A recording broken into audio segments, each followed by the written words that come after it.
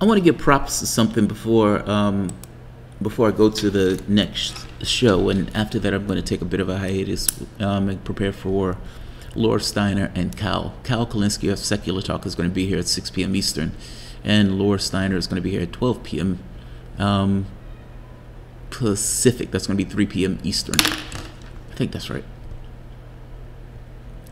12, yeah, 3 p.m. These time zones, man. Laura is a friend of the show. She's been on several times. Cal, I've watched Cal for a few years, every so often, on and off. So I am happy to have him come on to the show. It should be a very interesting conversation. We're going to talk about third parties, Justice Democrats, path forward, what he considers to be success, and all that, everything in between. Also, if you guys enjoy the show, if you find yourself coming here often, please feel free to share, like, subscribe, or I should say please consider share, liking, or subscribing. And if you definitely find yourself coming here often and you want to support the content, please consider doing so either through PayPal or Patreon. Or my show's monetized now, so that too. I've done many shows on the Yellow Vest movement in France because, like I said, there is something in me that love what they're doing. I remember having this argument with this guy, the comfortable left, as I call him. He's only left to a certain point. He's a plutocrat, but he's, you know, he's okay with this identity stuff, but don't touch my wallet, that type of stuff. And doesn't understand why the factions of the population is against Clinton. He thinks she's perfectly fine. Oh, she's perfectly fine. It's just wheeling and dealing. You just make deals and all this other stuff. Not realizing that there's a part of the population that is hurting, that is absolutely hurting. Beyond that part of the population that's hurting, our planet is on fire. This woman is selling fracking across the world. Now, I say that to say this. In the same way that the Yellow Vest movement is out there protesting, we don't necessarily have Yellow Vests, but there seems to be this organization around climate that I have never seen before. It's, you know, the protests that are taking place in Britain, where people are being locked up for it, literally locked up for protesting climate.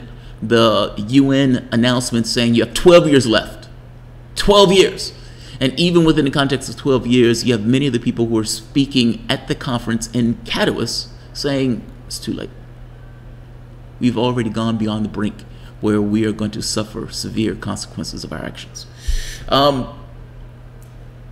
And here in the United States, when I think people don't particularly care, there are polls showing that 70% of the population think we should do something on climate. That's not necessarily expressed in Washington, but it is being expressed in the population itself that senses something is wrong. When you get this consensus of science where they're saying we have 12 years left, and that's a conservative estimate, it does something. It gets something across. The people who explain our planet, who explain the stars, you know, that particular star, this is how our stars created. This is how we create our automobiles. This is why this process worked or that process worked. Our world, we have a technological, scientific world.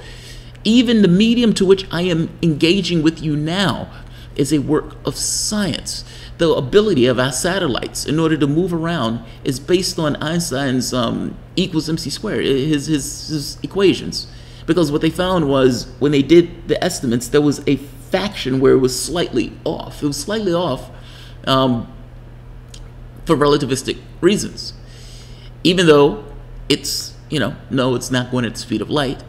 We, on this planet, is in somewhat of a gravity well compared to the satellites that are around us.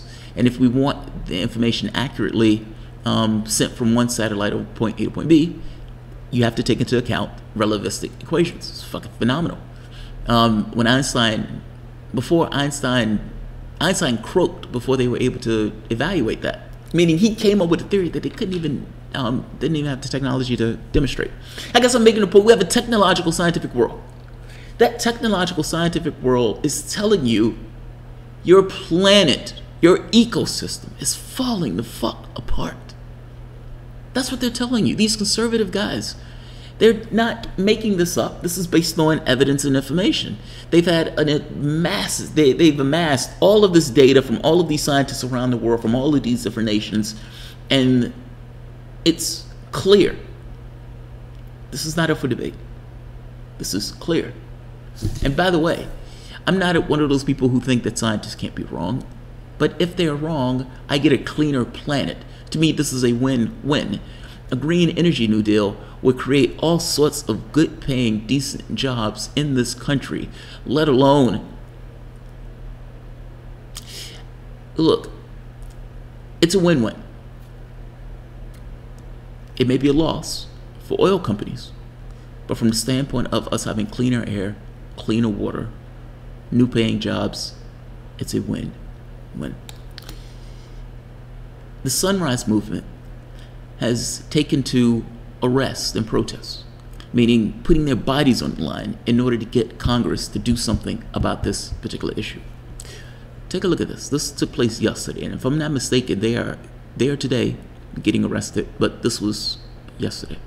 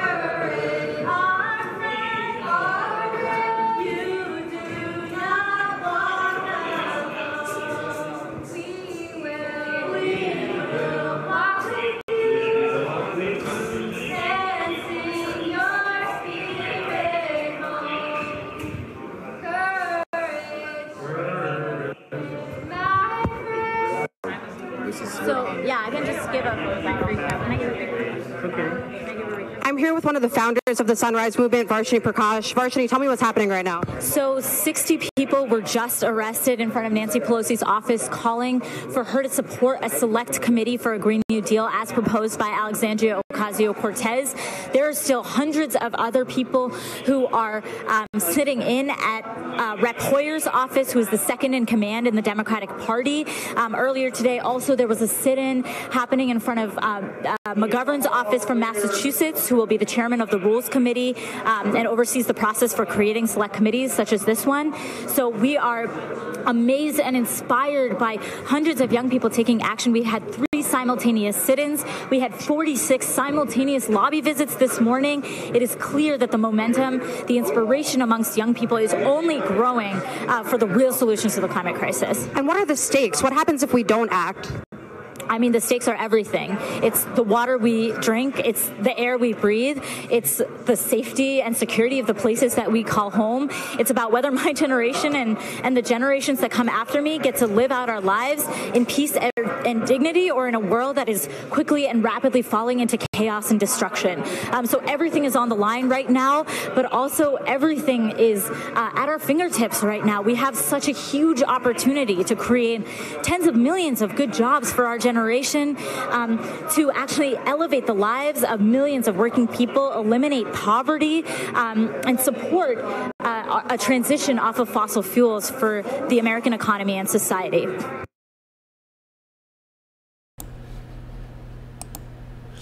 They're inhabiting a world of shit and piss.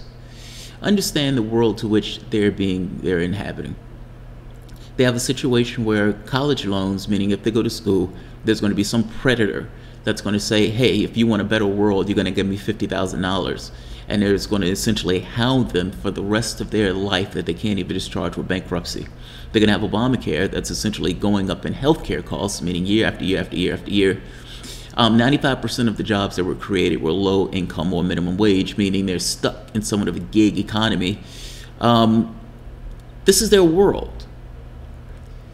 This is the world that the previous generation left them. Not to mention, the world is becoming a burning cinder, again, based on something that the previous generation left him. Whether it was because the previous generation was just kind of out to lunch, or whatever the reason, they're trying to extricate themselves from something that the prior generation allowed to take place. God bless. God bless. I just wish it was 1 million people flooding Nancy Pelosi's office. I wish it was hundreds of thousands of people flooding Capitol Hill. I wish it wasn't just Capitol Hill. I wish it was all of the capitals all across the United States. I wish it was people wearing yellow schmucks in solidarity with France, standing nonviolently in places that would bug the shit out of people and gum up the works. They're doing God's work. And nobody is going to watch this video. But I still wanted to give some level of solidarity. No, I'm not in the States. Yes. I guess you can say with them in spirit, even though that doesn't mean anything. That's awesome. That's awesome. If nothing else, I just wanted to say that's fucking awesome. Keep it up. I hope it grows. I hope there's more than just the people who are there. If you want something done, France is showing the way. Once again, France is showing the way. Solidarity. All right, guys. I have another one before that I want to do, so I just want to give them a kick-ass. How many is in a swarm? I don't know how many is a swarm. I'm not sure. There's a deep ecological communism growing in the United States. We will win. Pelosi and Hoyer are there to serve their corporate masses. Yes, they are. Which is why they're bugging the shit out of Hoyer and Pelosi. So, I'll end this here. I just wanted to say, keep kicking ass, guys. That is amazing. Solidarity, like nobody's business. Thanks all.